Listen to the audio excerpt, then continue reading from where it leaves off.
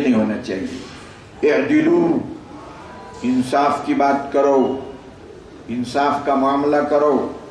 وہ اقرب للتقوی، یہ تقوی کی چیز ہے. تو گواہی کسی کے بھی خلاف ہو، حق کی بات کرو. سمجھے؟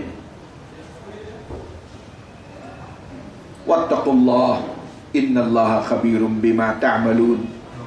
مصلحت کی جو جھوٹ ہے، مصلحت دروغ، جیسے بزرگوں نے کہا ہے کہ ایسی جھوٹ کہ جس سے کسی کی جان بچ جاتی ہو، اس کی اجازت ہے.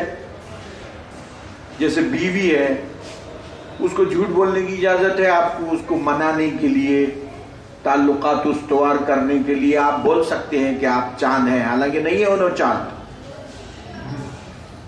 مگر آپ بول سکتے ہیں کہ آپ چاند سے بھی آگے، سارے ستارے آپ کے پیچھے ہو گئے، بول سکتے ہیں آپ.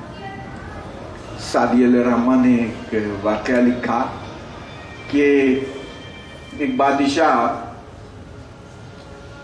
نے ایک قیدی کو پھانسی کا حکم دے دیا.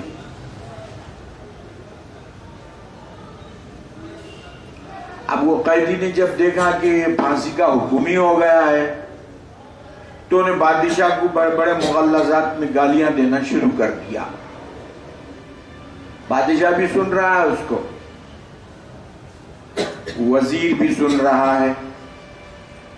تو بادشاہ نے انسنی کرتے ہوئے وزیر سے پوچھا کہ وہ کیا کہہ رہا ہے.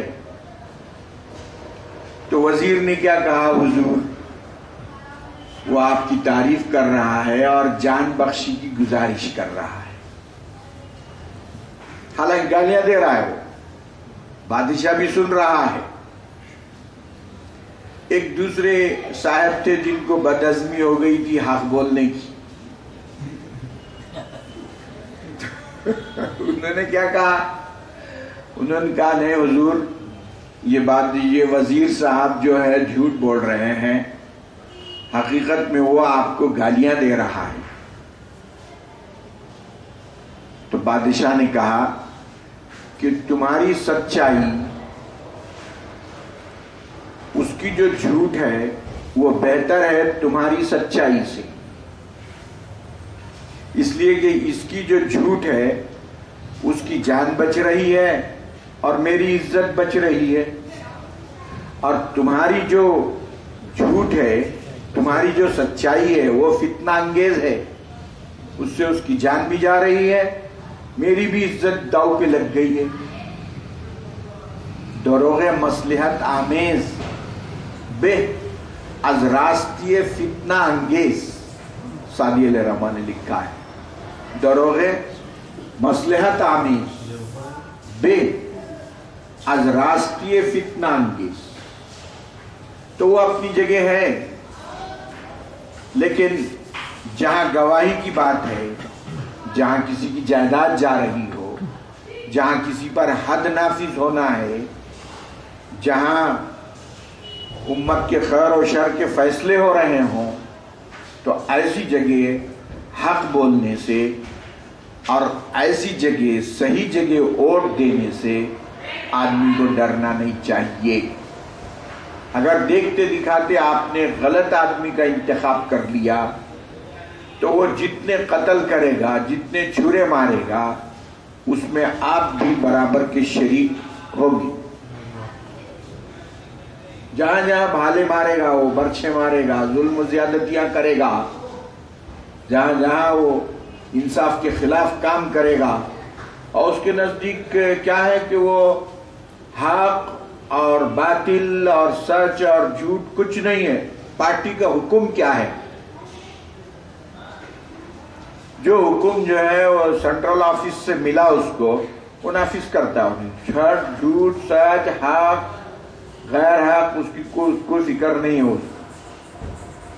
اس آپ کا ان کے حکم کیا ہے، اس کے تابع، وہ اللہ کے حکم کے تابع نہیں ہو. اس کا خدا اس کا صدر ہے، اس کا خدا اللہ نہیں ہے، بلکہ اس کا جو صدر ہے وہ اس کا خدا بنا ہوا ہے. تو فرما رہے ہیں ان اللہ خبیر بما تعملون، اللہ سبحانہ و تعالی باخبر ہے تمہارے سارے اعمال سے۔ یہاں ایک مشکل کیا ہو گئی ہے کہ دیکھیے کہ اب ہمارے پاس جو سسٹم چل پڑا ہے، عہدہ جو ہے خود مانگنا نہیں چاہیے، عہدہ مانگنا منع ہے، اور جو مانگتا ہے عہدہ اس کو دینا نہیں ہے۔ چنانچہ ایک صحابی نے کہا ہے اللہ کے رسول مجھے وہ فلاں جگہ کی امارت دیجئے، تو حضور نے انکار فرمایا ان سے، فرمایا کہ جو لوگ مانگتے ہیں ہم اس کو یہ نہیں دیتے۔ تو مانگنا جو ہے مناسب نہیں ہے۔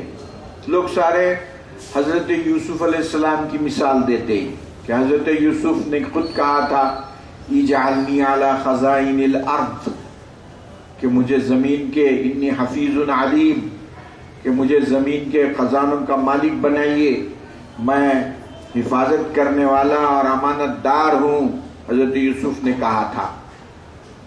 تو کہنے لگے دیکھیے حضرت یوسف نے تو مانگا، حضرت یوسف نے عہدہ تو مانگا نا، اور خود کو پیش کیا انہوں نے۔ پہلی بات ہم یہ بولیں گے کہ حضرت یوسف علیہ السلام کی شریعت الگ، ہماری شریعت الگ، ہو سکتا ہے ان کی شریعت میں ویسا تھا ہوگا، ہماری شریعت میں نہیں ہے، کیونکہ رسول پاک صلی اللہ علیہ وسلم نے انکار فرمایا۔ ایک صحابی نے عہدہ مانگا تو آپ نے انکار فرما دیا اور فرمایا کہ مانگنے والوں کو ہم نہیں دیتے۔ اور جو عہدہ آدمی خود مانگتا ہے تو اس میں پھر اللہ کی جانب سے مدد نہیں ہوتی اس کی، اور جو عہدہ اس کو دیا جاتا ہے تو اللہ سبحانہ وتعالیٰ کی تائید اور نصرت اس کے ساتھ ہوتی ہے۔ اب یہ جو ہمارے پاس سسٹم چل پڑا ہے الیکشن کا، وہ خود ہی پیش کر رہا اپنے آپ کو میرے کو ووٹ دو،